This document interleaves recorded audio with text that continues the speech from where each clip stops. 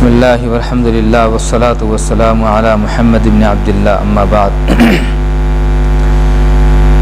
نماز جمعہ کی جو شرائط ہیں، عید کی بھی شرائط وہی ہے۔ عیدگاہ عید کی شرط نہیں ہے۔ مفسرین حکمت سے اور فقہا علت سے بحث کرتے ہیں۔ فقہا عیدگاہ کی علت یہ بتاتے ہیں کہ ایک جگہ بستی کی اور شہر کے تمام لوگ جمع ہو کر عید کی نماز پڑھیں گے تو اس سے اسلام کی شان و شوکت اور آپسی اجتماعیت کا مظاہرہ ہوگا۔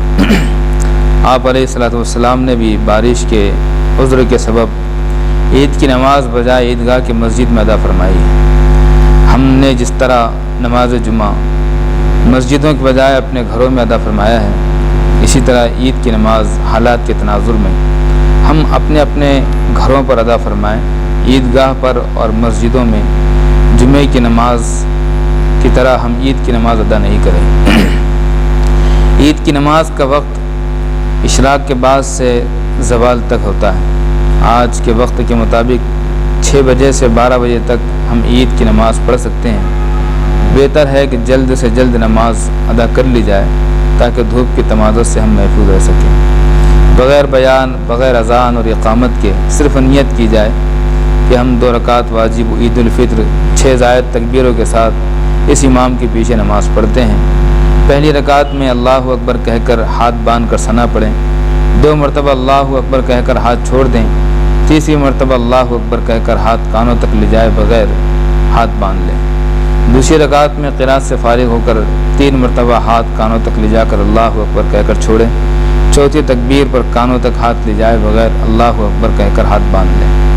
نماز سے فارغ ہو کر 2 مختصر خطبے اس طرح بھی پڑھے جا سکتے ہیں: الحمد لولی والصلاة والسلام علی نبی اما بعد قال رسول اللہ صلی اللہ علیہ وسلم ان لکل قوم عیدا وہذا عیدنا اعوذ باللہ من الشیطان الرجیم قل هو اللہ احد اللہ الصمد لم یلد ولم یولد ولم یکن لہ کفوا احد۔ صدق اللہ العظیم۔ اب بیٹھ جائیں، دوسرے خطبے کے لیے کھڑے ہوں۔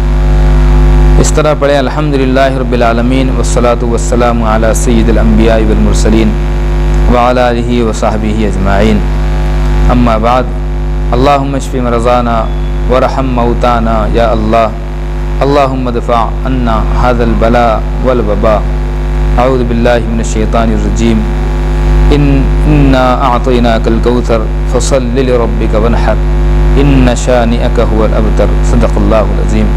خطبے مکمل ہو چکے۔ اب گلے ملنا اور مصافحے کا عمل نہ کریں، اس لیے کہ یہ نہ فرض ہے نہ واجب وغیرہ ہے، بلکہ مزاج شریعت کے مطابق آج کے اس وائرس کے ماحول میں ہمارا نہ ملنا ہی بہتر، افضل، بلکہ کار ثواب ہے۔ حفاظ کی ذمہ داری ہے کہ خود بھی عملی مشق کر لیں، چند ناظرہ خواں ساتھیوں کو بھی تیار کر لیں تاکہ بقدر ضرورت وہ امامت کے فرائض انجام دے سکیں۔ اور ہم اس وائرس سے خود متاثر ہیں، ہمارا ملک متاثر ہے اور دنیا کے اکثر ممالک متاثر ہیں۔ ان کے لیے بھی دعا کریں کہ اللہ اس مرض سے، اس بلا سے، اس وبا سے پوری انسانیت کی حفاظت فرمائے اور تمام ناگہانی اور اچانک آسمانی اور زمینی تمام بلاؤں سے سب کو محفوظ رکھے اور ہمارے اس ملک میں آپسی بھائی چارہ اور محبت کا ماحول بنائیں اور تمام انسانیت کے لیے دعا فرمائیں اور نمازیں صرف گھروں میں ادا کریں، مسجد میں اور عیدگاہ کا ماحول نہ بنائیں۔